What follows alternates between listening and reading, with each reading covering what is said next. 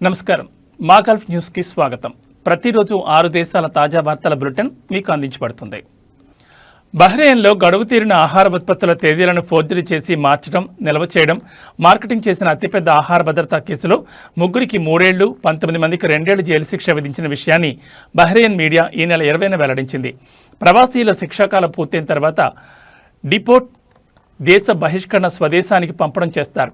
ఇందులో 5గురు తెలంగాణ కార్మికులు ఉన్నట్లు బహ్రెయిన్లోని తెలంగాణ సామాజిక సేవకులు కోటగిరి నవీన్ వెల్లడించారు. ఈ కేసులో 2 ఏళ్లు శిక్ష పడిన రాజన్న సిరిసిల్ల జిల్లా ముస్తాబాద్ మండలం కొండాపూర్కు చెందిన బంటు బాబు అనే గల్ఫ్ కార్మికుడి మేనమామ గాదం ప్రభాకర్ సహాయం కోసం తెలంగాణ ప్రభుత్వ NRI advisory committee vice chairman Manda భీమిరెడ్డిని సంప్రదించడంతో ఈ విషయం వెలుగులోకి వచ్చింది. అవివాహితుడైన బాబు గత 7 ఏళ్లుగా ఏకధాటిగా బహ్రెయిన్లో ఉంటున్నాడు. తల్లిదండ్రులు లేరు, పెళ్లైన ఒక చెల్లెలున్నారు.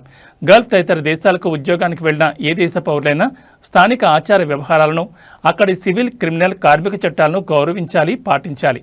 గోదాములో ఆహార ఉత్పత్తులపై లేబుల్ తొలగించి కొత్త తేదీలతో స్టిక్కర్లు అతికించడానికి కంపెనీ యాజమాన్యం కార్మికులను ఉపయోగించి వారి జీవితాలను అంధకారంలోకి నెట్టివేసింది.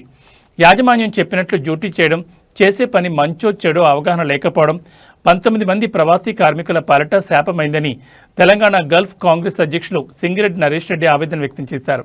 కేంద్ర రాష్ట్ర ప్రభుత్వాలు చొరవ తీసుకుని బహ్రెయిన్లోని ఇండియన్ ఎంబసీ ద్వారా జైల్లో ఉన్న కార్మికులకు న్యాయ సహాయం అందించాలని ఆయన కోరారు. యజమాని ఒత్తిడి వలన అమాయకులైన కార్మికులు విధులు నిర్వర్తించిన విషయాన్ని గమనించాలని, ప్రత్యేక కేసుగా పరిగణించి వారికి క్షమాభిక్ష లభించేలా చూడాలని బాధితుల కుటుంబ సభ్యులు కోరుతున్నారు.